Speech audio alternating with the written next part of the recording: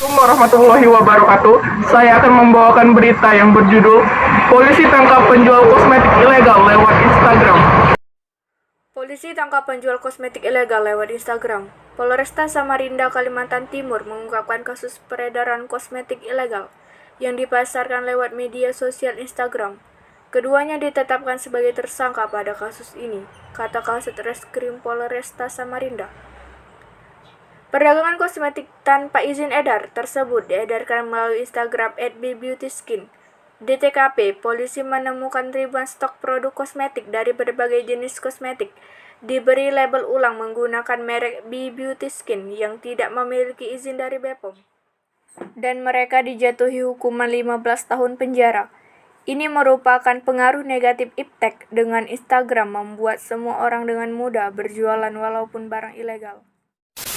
Assalamualaikum warahmatullahi wabarakatuh. Saya akan membawakan berita yang berjudul Kasus Korupsi Bantuan Sosial Gibran Raka Buming Raka. Menteri Sosial Juliari Batubara sebelumnya menjadi tersangka kasus korupsi bantuan sosial COVID-19. Tak lama muncul pemberitaan kalau putra Presiden Jokowi Gibran Raka Buming Raka ikut terseret kasus korupsi bantuan sosial karena disebut merekomendasikan PT Sri Rezeki Isman Tekstil Tbk atau PT Sritex dalam pengadaan goodie bag bansos di Kementerian Sosial.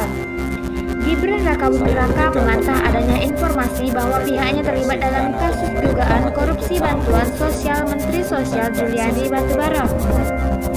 Putra Presiden Jokowi itu mengatakan tidak pernah ikut campur atau merekomendasikan pengadaan goodie bag dari PT Sritex yang digunakan sebagai wadah paket bansos yang dibagikan Kementerian Sosial. Tapi pihak Sritex membenarkan bila pihaknya menerima orderan dari Kemensos untuk tas bansos tersebut. Hal itu disampaikan oleh Corporate Communication Head Sritex Joy Citra Dewi pada Minggu 20 Desember 2020. Menurut Joy, berdasarkan informasi yang dia terima, orderan itu datang langsung dari Kemensos RI. Tapi Joy mengaku pihaknya tak tahu apakah utusan dari kementerian itu memesan ke Sritex berdasarkan rekomendasi dari Gibran atau pihak lain. Bahkan pihak yang mengaku tidak berkomunikasi dengan Gibran tersebut, hal itu berita keterlibatan saudara Gibran Raka Buming Raka dalam pengadaan ini tidak benar. Kami tidak pernah membuka komunikasi apapun dengan saudara Gibran Raka Buming Raka tersebut terkait pengadaan ini. Usai menjalani pemeriksaan, tersangka kasus korupsi dana bantuan sosial Kementerian Sosial Juliari Batubara menegaskan bahwa berita yang menyatakan putra Presiden Jokowi Gibran Raka Buming Raka terlibat dalam bansos adalah berita yang tidak benar. Gibran Buming Raka merasa dirugikan dengan isu yang beredar tentang dirinya terkait kasus korupsi bantuan sosial. Assalamualaikum warahmatullahi wabarakatuh. Saya akan membawakan berita yang berjudul Perkembangan Teknologi jadi salah satu tantangan di pemilu 2019. Dilansir dari laman merdeka.com, pertama kalinya Indonesia menggelar pemilihan presiden dan anggota legislatif secara bersamaan.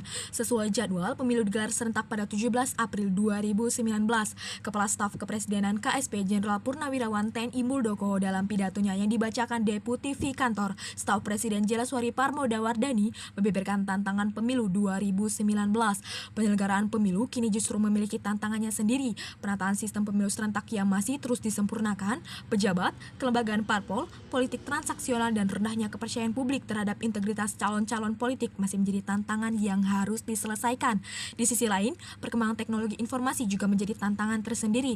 Meski memiliki dampak positif, namun tidak menutup kemungkinan juga memiliki dampak negatif. Dampak negatifnya sangat berpengaruh pada aspek pertahanan dan keamanan. Di antaranya, adanya konteks disinformasi, ujaran kebencian, dan konten yang mengandung berita bohong yang bertebaran dan meresahkan masyarakat, serta mengadu domba dan memecah belah. Oleh karena itu, kemunculan hoaks dan ujaran kebencian penting untuk diantisipasi. Hal ini agar masyarakat tidak terjebak dalam berita-berita politik yang tidak benar, yang juga berpotensi menjatuhkan kandidat-kandidat pemilu, baik legislatif maupun eksekutif, sehingga bisa mencederai kehidupan demokrasi di tanah air. Selain itu, Muldoko juga memberi contoh bagaimana hoaks berpengaruh signifikan dalam pemilu Amerika Serikat beberapa tahun yang lalu. Saat itu, banyak sekali situs yang dikelola relawan Donald Trump untuk menyerang lawan politik dan hoaks dan konten negatif lainnya. Berita bohong dan hoaks sebenarnya bukan hal baru di Indonesia, namun yang menjadi hal baru adalah kombinasi unik antara algoritma medsos, sistem periklanan, dan orang-orang yang siap mengarang cerita dengan motif uang. Warahmatullahi wabarakatuh. Saya di sini akan membawakan sebuah berita yang berjudul Efek Buruk Teknologi Bagi Anak. Dilansir dari laman Jakarta CNN Indonesia, tak hanya mempengaruhi kondisi psikologis anak, dampak perkembangan teknologi yang membuat anak kecanduan menonton televisi dan bermain gadget juga berpengaruh pada kesehatan. Berbagai gangguan kesehatan pun bisa diderita oleh anak, mulai dari obesitas sampai kekurangan nutrisi. Dikutip dari buku Raising Children in Digital Era, konsumsi tayangan televisi dan gadget dapat membuat anak betah berlama-lama di depan layar. Akibatnya, anak pun enggan untuk beranjak karena asik terbuai dengan kesenangannya. Kebiasaan menonton televisi sambil mengemil makanan ringan juga semakin memperparah kondisi ini. Kombinasi antara enggan untuk bergerak dan makan membuat anak rentan terkena obesitas. Betahnya anak bermain gadget atau menonton televisi juga membuat mereka tidak melakukan aktivitas fisik yang berarti dan mengeluarkan keringat. Padahal berkeringat itu sangat penting. Keringat merupakan hasil detoksifikasi racun-racun yang ada di dalam tubuh. Dengan bermain dan olahraga, keringat keluar, dan anak pun akan mendapatkan rasa nyaman dan rileks. Hal ini disebabkan adanya pelepasan hormon oksitosin yang dihasilkan tubuh saat beraktivitas. Hormon ini memberikan rasa nyaman dan bahagia pada anak. Fokus anak dengan aktivitas menonton televisi maupun bermain gadget juga tak jarang menimbulkan kasus kekurangan nutrisi atau malnutrisi. Nafsu makan anak akan berkurang, bahkan mereka jadi pemilih saat makan. Konsentrasi terlebih dahulu pada gadget dan televisi pun membuat mereka menganggap aktivitas makan bukanlah hal yang menyenangkan, melainkan hanya rutinitas. Anak tidak lagi berminat mengeksplorasi jenis dan tekstur makanan, warna-warni sayuran, atau menstimulasi lidah dengan berbagai macam rasa.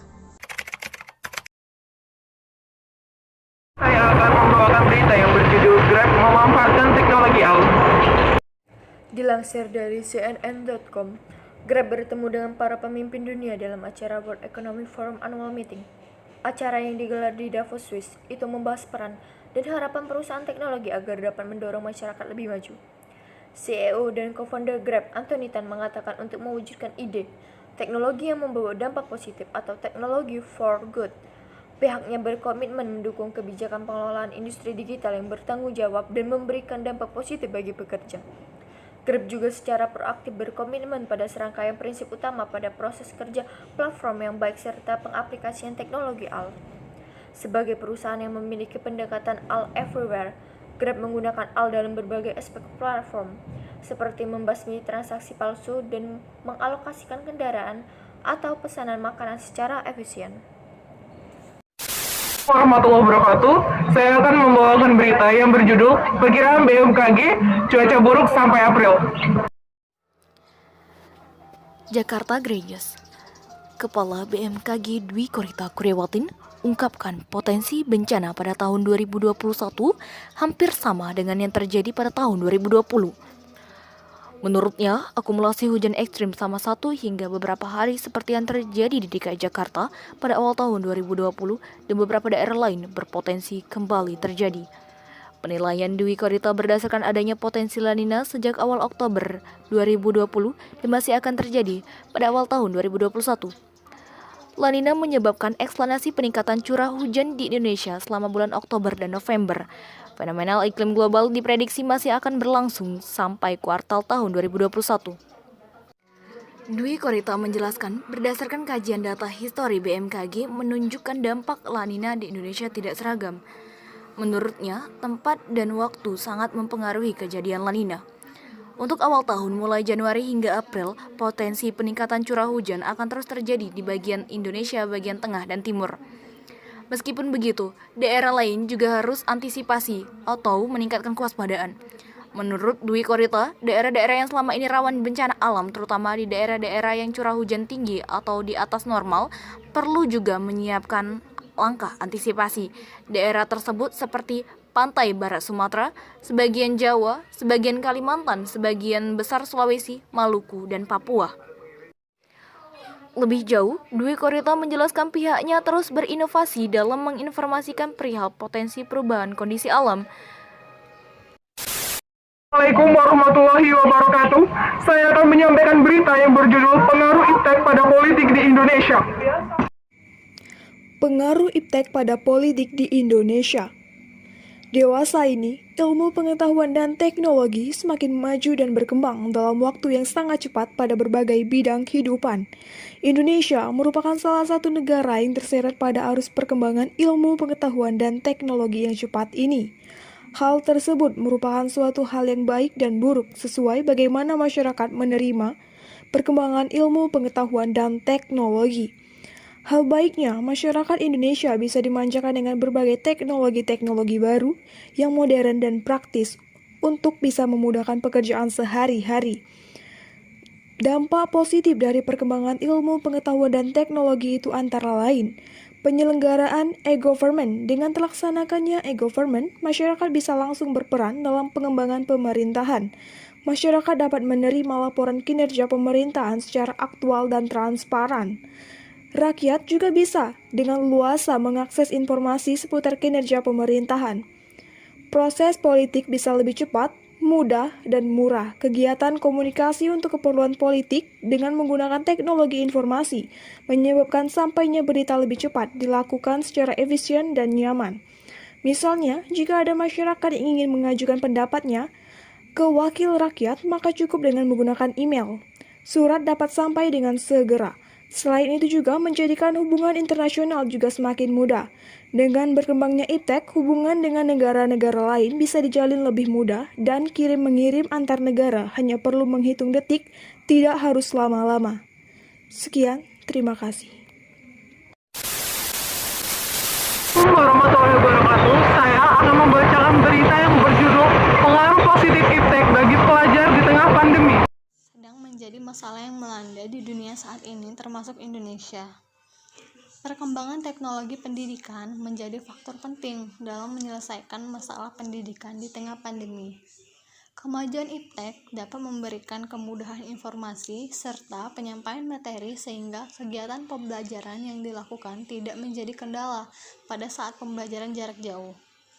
Di tengah pandemi, kemajuan iptek merupakan solusi aktif yang tepat dan efisien yang dapat dimanfaatkan guna menunjang pembelajaran mandiri saat ini. Kemajuan iptek dapat menciptakan pembelajaran tetap berjalan baik serta mendukung pemerintah dalam upaya menjaga physical distancing sesuai dengan protokol kesehatan. Hal ini juga sesuai dengan arahan Menteri Pendidikan dan Menteri Kebudayaan yang mengatakan proses kegiatan belajar mengajar harus dilakukan melalui pembelajaran daring atau jarak jauh.